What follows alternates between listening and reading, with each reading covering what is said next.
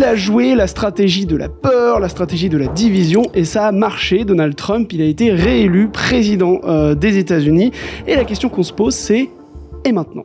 Quand on sait que sa campagne était teintée de beaucoup de déclarations xénophobes, nationalistes, isolationnistes, et quand on se souvient de son premier mandat, on peut se demander est-ce que le second mandat sera pire que le premier. Alors pour en parler, je vous propose de rencontrer Paul Quignot. Salut Paul. Salut.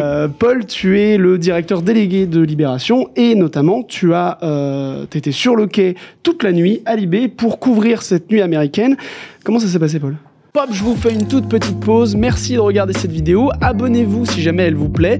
On fait des discussions comme ça toutes les semaines. Commentez pour donner votre avis, likez si ça vous dit. Et surtout, je vous souhaite un bon visionnage. Ça s'est bien passé. On était en gros une quinzaine en permanence au siège de Libé.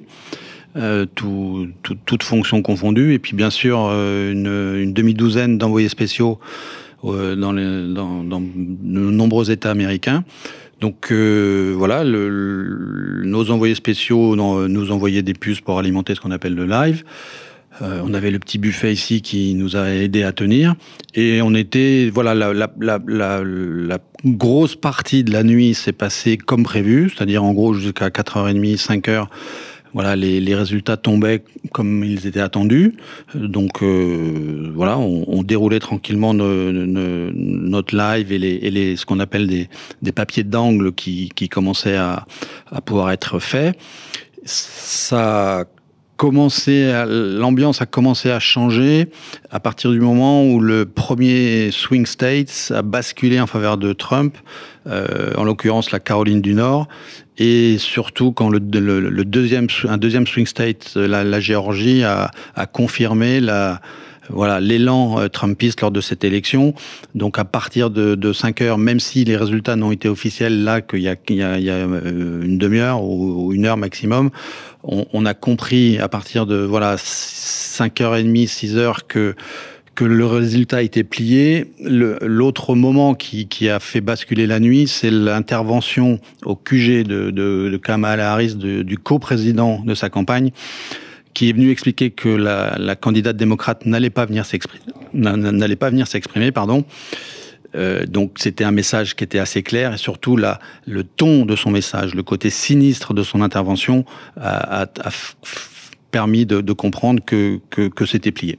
Comment est-ce que ça s'est passé pour toi au fil de la nuit ? Est-ce que tu t'attendais au début à ce que les États clés soient plutôt pour Kamala Harris ? Est-ce que tu t'attendais à ce revirement de situation ? Comment est-ce que tu envisageais cette nuit américaine avant de la commencer ?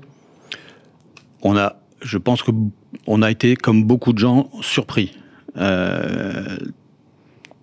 Pourquoi on a été surpris ? C'est que l'ampleur de la victoire de Trump est massive. Et c'est ça la surprise du scrutin que personne n'avait vraiment vu voir.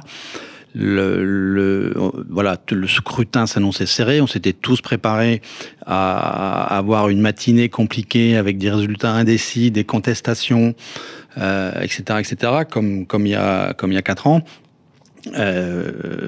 C'est pas du tout le scénario dans lequel on est. Donald Trump progresse dans la quasi-majorité des États.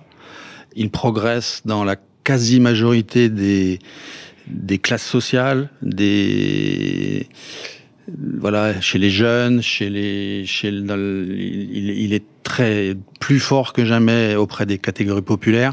Donc la surprise, elle vient de là. C'est que, on s'attendait à un match serré et finalement, on a un raz-de-marée et une Amérique et un visage de l'Amérique qui est très différent de celui auquel on s'attendait. Surtout qu'en plus, avant cette nuit américaine, il y avait des sondages qui étaient surprenants et qui donnaient Kamala Harris plutôt en avant. Il y avait l'Iowa, je crois, qui était traditionnellement républicaine. Le sondage disait qu'il y avait plus de gens qui allaient voter pour Kamala Harris.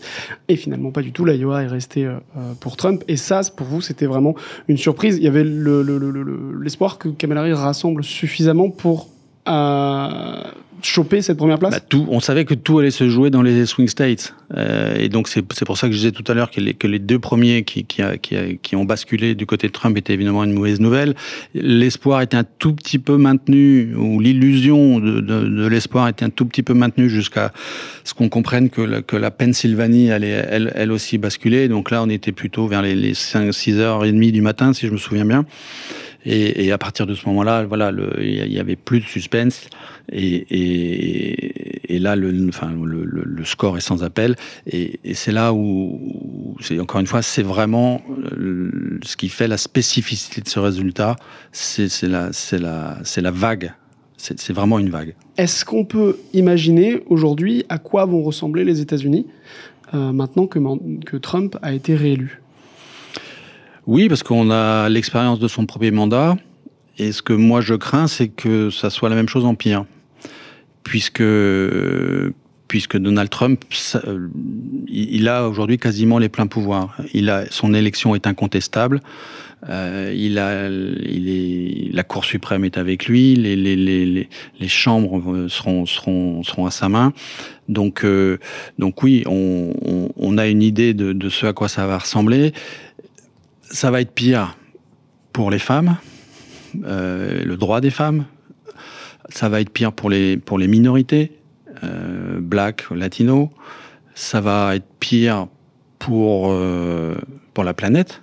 On sait que Donald Trump se préoccupe assez peu des enjeux climatiques. Quand je dis assez peu, c'est évidemment une litote. Il s'en fout complètement.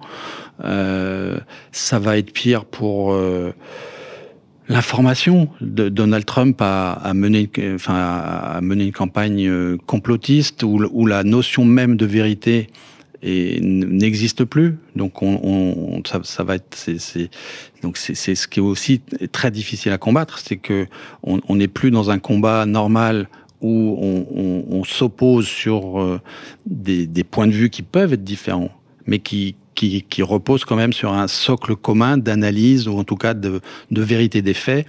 Là, on a dépassé ce stade-là, et ça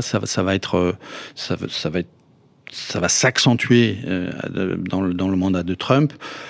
Voilà, toutes les minorités ethniques, les minorités sexuelles, voilà, ça risque d'être pire que le premier mandat. Il a plus de pouvoir là, quand il entrera à la Maison-Blanche en janvier, il aura plus de pouvoir qu'il n'en avait lors de son premier mandat. Et justement, concrètement, qu'est-ce que ça veut dire, le fait qu'il ait plus de pouvoir? Ça veut dire que là, il peut vraiment faire ce qu'il veut. Comment est-ce que les différents contre-pouvoirs qui existent se portent à la suite de cette élection? Est-ce que Donald Trump, globalement, il a les pleins pouvoirs, il fait ce qu'il veut? Alors, il aura toujours une opposition, une société civile qui pourra aussi se mobiliser, mais en tout cas, là, les démocrates ont pris un gros coup sur la carafe. Ils vont devoir analyser les résultats. Ça pourra prendre sans doute un peu de temps, mais ce qui est très frappant, c'est que voilà, on avait tous pensé que le retrait de Joe Biden a donné d'ailleurs de l'élan en début de campagne à Kamala Harris. Les démocrates vont devoir analyser les raisons de cet échec. Ils sont sans doute multiples, puisque encore une fois, Donald Trump progresse dans la quasi-majorité des États et auprès de la quasi-majorité des catégories de population, comme je le disais tout à l'heure. Donc, il va y avoir un vrai travail d'analyse pour les démocrates avant que toute opposition puisse prétendre jouer un rôle et empêcher Donald Trump de faire ce qu'il veut. Alors, on a une question dans le chat, c'est Joe Taquette qui te demande, puisqu'il a été élu par le peuple, c'est un signe que c'est de la démocratie. Les questions qu'on se pose avec cette élection, c'est est-ce que, avec l'élection de Donald Trump, est-ce que la démocratie américaine pourra toujours être en bonne santé? C'est compliqué de dire que la démocratie n'est pas en bonne santé quand le peuple s'exprime de manière aussi claire.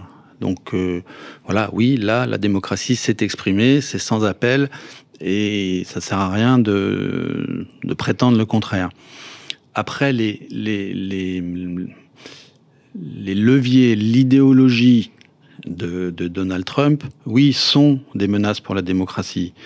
Comme je l'ai dit tout à l'heure, voilà, cette ère de post-vérité, de fake news permanente, de complotisme, font que voilà, oui, la démocratie américaine est malmenée, pas simplement américaine, hein, parce que voilà, on a compris depuis quelques années que voilà, ce qu'on appelle les démocraties libérales étaient en souffrance et menacées par ce vent mauvais et cette révolution réactionnaire dont Donald Trump est l'emblème américain, mais il y en a aussi en Europe. Donc oui, d'un point de vue politique, là voilà, encore une fois, la démocratie, le peuple s'est exprimé, mais les ressorts et l'idéologie, la manière de faire de la politique de Donald Trump représente évidemment un danger pour la démocratie. Donald Trump est raciste, suprémaciste, complotiste, et tout ça sont des leviers antidémocratiques. Et est-ce que dans sa politique, il va respecter les contre-pouvoirs, tout ce qui fait que la démocratie fonctionne, ou est-ce qu'il pourrait bien n'en avoir pas grand-chose à faire ? Là, de toute façon, les pouvoirs seront de son côté. Donc, d'une certaine manière, il n'aura peut-être même pas besoin d'être dans les outrances et les menaces physiques qui avaient été à l'œuvre au moment de l'élection de Joe Biden. On se souvient de l'assaut du Capitole. Là, il n'est plus question de ça, puisque de toute façon, voilà, il a le pouvoir avec lui, il a les institutions, il a la force politique pour exercer son mandat, et ça va évidemment lui suffire. C'est une question qu'on a de Vince Dart sur le chat de Twitch.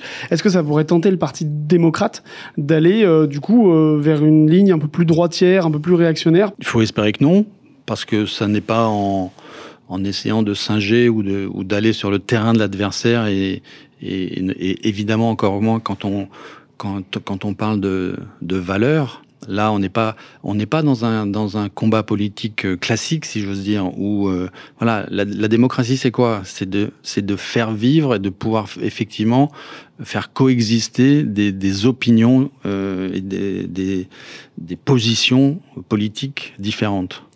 Alors oui, sauf que là, encore une fois, il suffit d'écouter le discours de Donald Trump quand il est monté à la tribune pour sa première intervention c'était même avant l'annonce officielle du résultat. Voilà, on est dans un charabia insensé pendant une bonne vingtaine de minutes, où il a été à peine question de programme, d'orientation politique, de stratégie internationale, de stratégie environnementale. Il en a dit 2 ou 3 mots, mais les 20 premières minutes de son discours étaient juste insensées. Donc c'est ça qui est terrifiant, c'est que et c'est ça que les démocrates n'ont pas réussi à contrecarrer. Mais c'est évidemment compliqué, puisque encore une fois, il ne s'agit pas d'opposer des arguments qui reposent sur des faits à d'autres arguments, puisque là, la possibilité de dire n'importe quoi n'est plus un obstacle à la progression politique. Est-ce que cette élection, ça pourrait fragiliser d'une manière ou d'une autre les démocraties ailleurs dans le monde ? Je suis pas devin, mais j'en ai peur, ouais. D'abord parce que c'est déjà un petit peu le cas. L'Europe n'est pas à l'abri de cette révolution réactionnaire qui est à l'œuvre aux États-Unis. Elle l'a été au Brésil, elle l'est dans d'autres pays. En Europe, voilà, on sait que la Hongrie, l'Italie, avec évidemment des spécificités européennes, hein, et c'est pas exactement les mêmes modèles, mais ils sont quand même copains. Donc moi, ma plus grande inquiétude, c'est de savoir comment l'Europe va va résister en fait, puisque il y a une partie du verre qui est déjà dans son fruit, et que évidemment que la victoire de Donald Trump va forcément donner des ailes aux représentants de courants idéologiques qui se rapprochent de ce qu'est Donald Trump et de cette révolution réactionnaire dont je parlais.